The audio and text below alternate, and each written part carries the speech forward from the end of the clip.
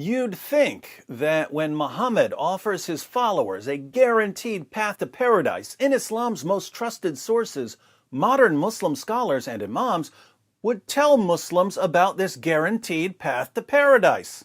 But they don't tell them. They keep it a secret. Why is that? Are they trying to keep their followers out of Jannah? Do they think there won't be enough virgins to go around? What's going on here? I don't know. But if Muslim scholars and imams aren't going to tell Muslims about Muhammad's guaranteed path to paradise, their good friend D. Wood will, because D. Wood cares.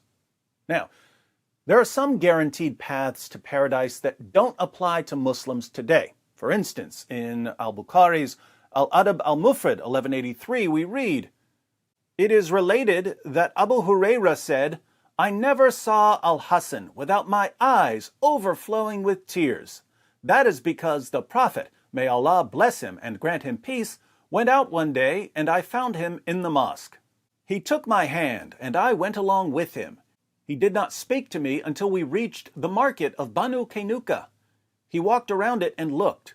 Then he left and I left with him until we reached the mosque. He sat down and wrapped himself in his garment. Then he said, 'Where is the little one? Call the little one to me.' Hassan came running and jumped into his lap. Then he put his hand in his beard. Then the Prophet, may Allah bless him and grant him peace, opened his mouth and put his tongue in his mouth. Then he said, 'Oh Allah, I love him. So love him and the one who loves him.'" According to another hadith, Musnad Ahmed 16,245, Muhammad would suck on the tongues and lips of little boys. But he explained why. He said he guaranteed that if he sucked on a little boy's tongue or lips, that little boy's tongue or lips would never be tormented by hellfire. So Muhammad was saying that if he sucked on a little boy's tongue or lips, that little boy was guaranteed paradise. That's a path to paradise that most people don't know about. But it's not relevant to most Muslims today, since most Muslims aren't tiny little boys and Muhammad's not around to suck on their tiny little tongues and lips. We're looking for a path to paradise that's still available. And fortunately for Muslims, there are some paths to paradise that are still available. We all know that jihadis are guaranteed paradise, as Muhammad said in Sahih al-Bukhari 2787, Allah guarantees that he will admit the mujahid, the jihadi, in his cause into paradise if he is killed. Otherwise, he will return him to his home safely with rewards and war booty. But that's pretty common knowledge. We're looking for a path to paradise that Muslim leaders have kept hidden. Here's one, Sahih al-Bukhari 6807. Narrated Sahal bin Sa'ad, the Prophet said, "Whoever guarantees me the chastity of what is between his legs, i.e. his private parts, and what is between his jaws, i.e. his mouth, his tongue, I guarantee him paradise." The translator tries really hard to make this sound less creepy by adding some clarification in parentheses. He adds the chastity of his private parts and his mouth, his tongue.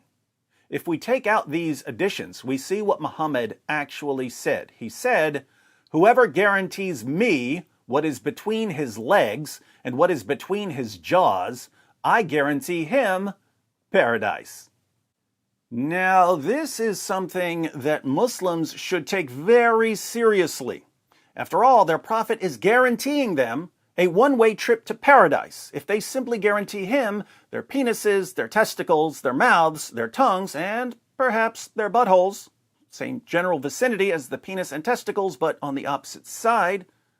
When Muhammad guarantees you a one-way trip to paradise, you should listen if you actually believe he's a prophet. But what does Muhammad mean? Well, there are two ways to interpret this, and they're both really bad. The first way to interpret this would be the sexual interpretation.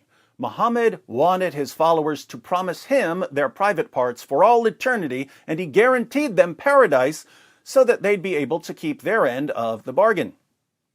We wouldn't normally go with such a disgusting interpretation, but when we examine Muhammad's life, there isn't much we'd put past this guy. He was a total pervert. The second way to interpret this hadith would be the shirktastic interpretation. This is the interpretation the translator was trying to present when he added the words, the chastity of. According to this interpretation, Muhammad was telling his followers to guarantee their chastity. But notice, Muhammad didn't say that people who guarantee their private parts to Allah are guaranteed paradise. He said that people who guarantee their private parts to Him are guaranteed paradise. Whoever guarantees me what is between his legs and what is between his jaws, I guarantee him paradise. I thought Muhammad was just a messenger. Why is he telling his followers to promise their penises and testicles and mouths and tongues and, frankly, their buttholes to him rather than to Allah? He's just a messenger, right? You know what we call a messenger today? We call him a mailman. Muhammad is supposed to be a mailman delivering a message from someone else. Imagine a president or a prime minister, let's say the president of the United States, sending you a letter. The mailman brings you the letter. That was his job, getting the letter to you. But suppose the mailman all of a sudden says, hey, if you guarantee your private parts to me, the mailman, I can guarantee you a permanent room at the White House. Wouldn't you start thinking to yourself, wait a minute, you're the mailman. You deliver the message. You don't decide who gets to live in the White House, and it makes no sense to pledge our private parts to you. For someone who claims that Allah has no partner, Muhammad sure does act like he's Allah's partner. You don't promise your private parts to Allah, you promise them to a pervert, Muhammad. And if you promise your privates to a pretend prophet, he guarantees you paradise. Pretty impressive. Muhammad can just bypass the judgment of Allah and guarantee you paradise as long as you promise him your private parts. Clearly, if the shirktastic interpretation is correct, Muhammad is committing and promoting shirk, associating partners, namely himself, with Allah. He's trying to get his followers to pledge something to him that they should be pledging to God, and he's claiming that he's handing out tickets to paradise. Anyone who obeys Muhammad here is guilty of shirk. Again, there are only two ways to interpret this hadith. Either it's sexually perverted or it's shirk. Which is worse, according to Islam? Shirk is worse than sexual perversion. So Muslims shouldn't be trying to insert a pledge of chastity into this hadith. That would be shirk, because they'd be promising their private parts to a man as if their chastity is something they owe to that man. But this means that Muslims who don't want to commit shirk can only conclude that Muhammad was telling his followers that he wants their penises, their testicles, their mouths, their tongues, and, dare I say, their anuses for himself in paradise. I know it sounds revolting, but those are the only options. Either Muhammad was committing and promoting shirk, the unforgivable sin, or he wants his followers to promise him their privates for some presumably perverted purpose.